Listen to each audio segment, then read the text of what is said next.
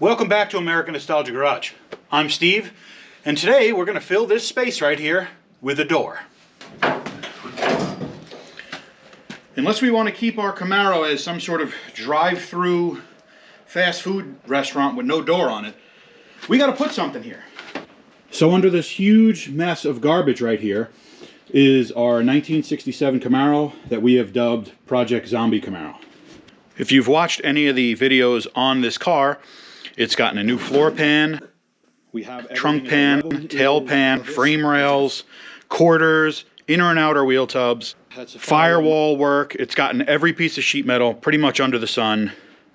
And if we want to finish that out, we need to put doors on it. We're getting very close to actually being able to have like what is going to look like a car again. So we need to get cracking, filling this space here. Okay, now here is what we have for the passenger side of our Camaro, and it has seen better days. In fact, I didn't even notice it. See how it's totally moving independent of the actual frame itself? Looks like it's rotten all the way back to here. So, point is, we need to do some patching. So as you just saw, we'll be doing some patching in here.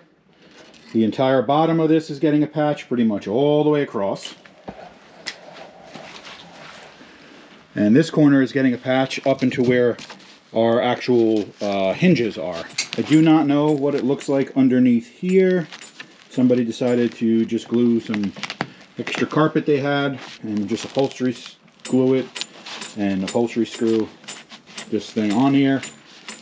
So we got to get this thing apart, find out what we're working with, and then we'll just to get to cutting. All right, so taking this thing apart is just going to start with one special tool, which is this little thing that slides behind the handles for the window crank and the door handle. And I have it, but as it goes, if you guys watch the channel, I can't find it. Can't imagine why. And you guys have yelled at me quite a bit in the comments over the years about cleaning the garage. And I gotta admit, you guys almost got me. I'm almost there. I almost want to clean, but not today. So we're getting started with a couple of different screwdrivers. Obviously you want to be able to do this from another zip code, so get what you one of these. Just kidding, you don't need that, but we do need a couple of Phillips heads just to get the door panel off, and we'll see what's going on inside. Basically the idea is take the armrest off, all the upholstery screws that hold this lower door panel off, and then we can get inside the door after we get the crank and door handle off, and we can get this vent window out. Alright, so I actually jinxed myself and I ended up doing some cleaning in the garage to try to find my tool. And I didn't. So I used a long thin screwdriver and a pick with a 90-degree angle on it. This is pretty easy to do. It's a headache, but the objective is easy. You're basically just going to get the screwdriver underneath the crank, you know, just so you can pry the panel out of the way a little bit like that. And then what you're going to do is try to reach in and grab the horseshoe clip and pull it out. Now the other thing to keep in mind is that these have these little washers that protect the door panel from getting destroyed by this little horseshoe clip or getting caught on it. And if the person before you did it correctly, the horseshoe clip should be in between these two. So imagine I put it in, it should be like that, so that the washer actually protects the door. So when you're doing this, you want to pry in between these two to open that up like that so you can get in there. Alright, lots of scaly stuff down here, little hole, but overall not that bad. Okay, I'm an idiot. I thought I hit record on the camera, but I didn't. I just drilled some 1/8 little holes into our hinge just to make sure that this hinge goes back where it is now, because it fits the way that it is now, and obviously the frame is staying the same, so we want to keep this in the same area. I'm going to do that to this hinge, and then we're going to try to get these things off and out of the way. This hinge is frozen and it is worn plumb out. There is literally nothing in this bushing right here. I pulled the spring out. We have to patch behind this, I'm noticing, so we got more work than we figured, which always happens with rust repair. Alright, who could have seen this coming in a car that's the quality that this car is? This is great. I love this car. All right, pay close attention because only a trained eye will understand and even notice the trick that I'm about to show you guys. Okay, an executive decision was made, and yeah, the hinge is off. Look at that. Look how easy it is. Two of these bolts do not want to come off. They are seized in the door. I can't drill them out because I have little Tykes drill bits. They're awful. So this thing was seized anyway. I think it's $63 to put a new one on there. That's what we're going to do. In the meantime, I'm probably going to need to break the welder out and weld some nuts and do that whole trick on these things. Just like that, comes right off. Alright, well, since that lower hinge came out so easily, we're ahead of the game on time. Yeah, whatever, it is what it is. We're also going to probably need that cage nut inside, which I think we'll be making because I don't think that they reproduce it. It's fine, everything's fine. This is that moment of the project where you start to go, why don't I just stay in the house and have cheese doodles and watch Columbo? Okay, so I think we got to get the vent window assembly out now because I believe there's a weld underneath it somewhere that holds the inner structure and the outer skin together. So I think we're going to work on that now. I don't know. So I did stick my hand inside the door to feel around, and I believe that we have this bolt right here, this bolt right here, and this bolt right here are going to allow our vent window assembly plus a couple of little screws, maybe here and here, to come out. But you can feel the structure come over here, bolt in, and I believe the structure reaches down to come here to bolt in, and then the lower support is down here. So you got to get those three out for sure to get this thing out.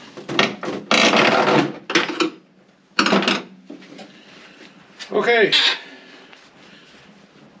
that would have been easier if I took the window out.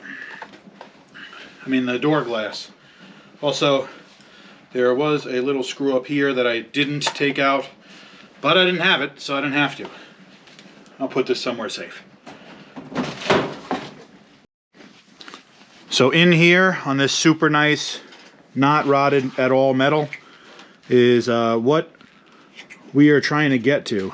And the inside of this on this door is rotten, so we'll be fixing that as well. I'm going to get a measurement of the width here, just so I know how wide it needs to be when I'm done. And then I guess we'll get the skin off and start repairing the 57 things that need to be repaired. Alright, so we're going to get a measurement right here. It's about 1 1/8 inches. So I'm going to write that. I'm going to write that right here. I'll clean it off later. Alright, now we just got to grind the edge all the way around to basically separate the two layers. And then we're going to have to remove the remaining metal. But for now, let me get to this grinder. And I'll see you in a minute. Alright, I went around the entire door. I didn't release these two that are in here. But believe it or not, it's pretty easy. I never did a door skin before, so this certainly is not a how-to video. But I tell you, it's pretty easy. Once you're doing the edges, you can kind of see like a stripe in between the two pieces of metal sandwiched down here appear, and you can kind of like just see, oh, okay, it's a definitive two pieces of metal, so you know you're all the way through.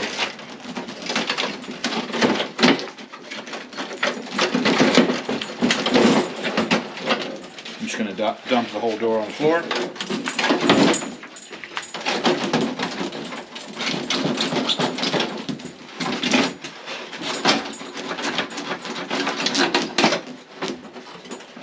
You can also see sort of where you're still attached when you pull on it. And if your door is rotten like mine, you can just yank all the rusty stuff off like this, which is pretty cool. Save time. The bottom of this door is not good. It's very not good.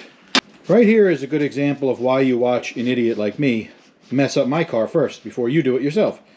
There's two spot welds in here that hold like an inner bracing structure to the door frame. So I'm pulling on this thing like an idiot, and it's still connected here.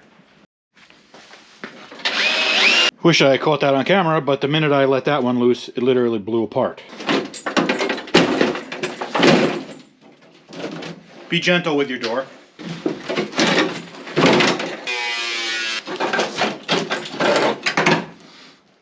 Should have done this the other way, so I could pull the bad part off.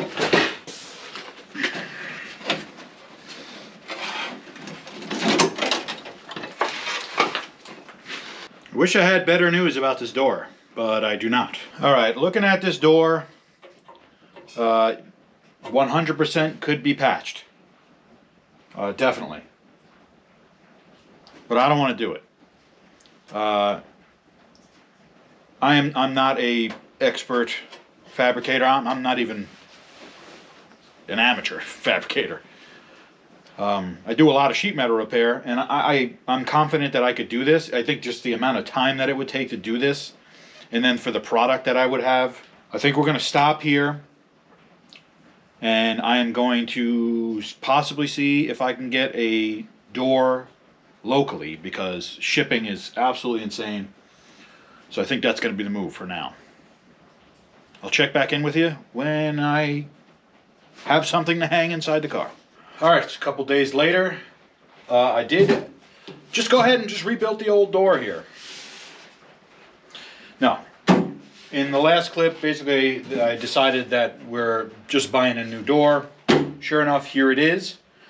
What I'm going to do is I've got to show you some stuff, because the door, of course, is damaged. And then we're going to assemble this door part of the way, and we're going to get it back on the car. So here is what a couple $100 in sheet metal gets you. It is really nice.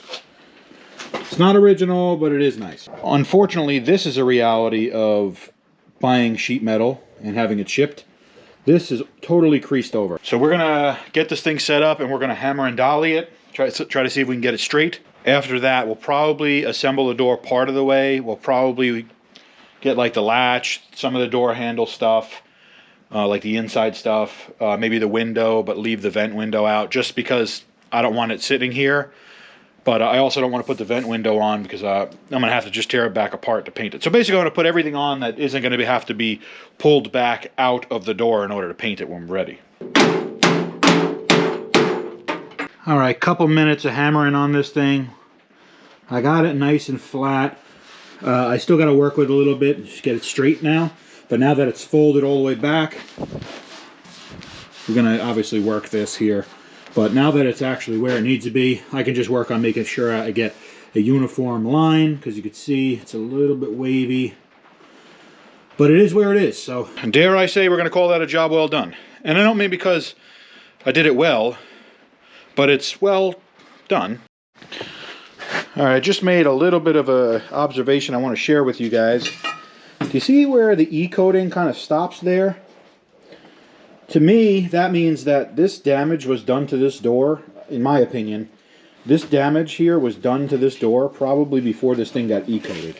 And this coating here I'm talking about. Hi. Is this black coating here that could, they coat all the new sheet metal in. So my guess is that this door was damaged and then E-coated, just because the E-coating didn't get there where the damage was. And I doubt very highly that it scratched or removed the E-coating all the way down this section just perfectly like that when it got damaged. So, what does that mean? Probably that my guy is a guy, I do like him, and he's usually very helpful. He probably bought me a blemish door. Not a big deal, because we got it fixed here, but it's going to take more body work than it probably should have. And these panels do pretty much regularly need body work. The doors usually get kind of crushed in, on the front leading edge. Alright, this door is scrap metal now. I don't know that we're going to use anything. Probably got to take this bumper off.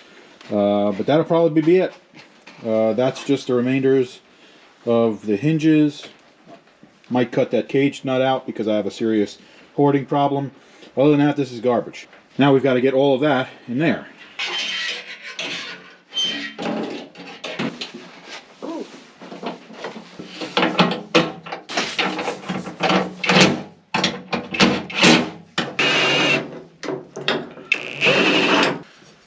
All right, so I've gotten our door and internals all broken down into a bunch of pieces, which I've also forgotten the way that they go back together. So I'm gonna start slamming pieces in here. I've inspected all the wheels. They're actually all in really good shape somehow. It's one thing I'm not gonna have to replace, great.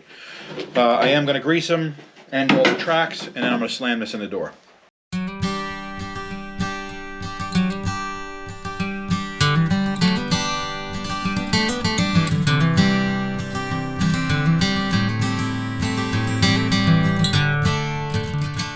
All right, we got a door with operational glass. Now I finally can cut this structure out. Probably could have cut it out already, honestly. But now I've actually got to get it out of the way because I got to bolt on something right here. All right, there it is. There's a door on the car. Don't mind this spot. I put a light there. As you guys know, I'm super into production value here. All we make is pretty much Spielberg movies around here. James Cameron actually used to live here. Door is on the car. I could actually open it, but the hinges are not tight. I just wanted to give you guys a look. It's not adjusted or anything like that, but you can see, aside from the line that's here, from where it bent, that's actually not bad at all. This door hasn't even been fit at all, and actually, I'm really happy with it, believe it or not. I did put a new lower hinge. It's completely dark there. You guys saw I had destroyed the last one. I used the old upper hinge. But that's it. Brand new door on this thing. And that's exactly how you don't skin a door. Sometimes that's just the way the days in the garage turn out. You guys know, anytime you spend a day in the garage, sometimes you just get into things and it's just a whole lot worse or better sometimes. Very rare, but better. Today we ended up being on the other end of that. We did turn a rusty, rotten mess of a door into a brand new door. I didn't show you guys the other side. That door is actually okay. I can throw that back on, thankfully. Just a couple of small patches on it, will be good. But huge step forward for the car. Putting doors back on it, this is nuts. Doors aren't going to stay on it because we still got to paint this thing. We still got a ton of work. If you're enjoying watching this project, please subscribe to the channel. Drop a like below. And as always, thank you guys for watching. American Nostalgia Garage, out.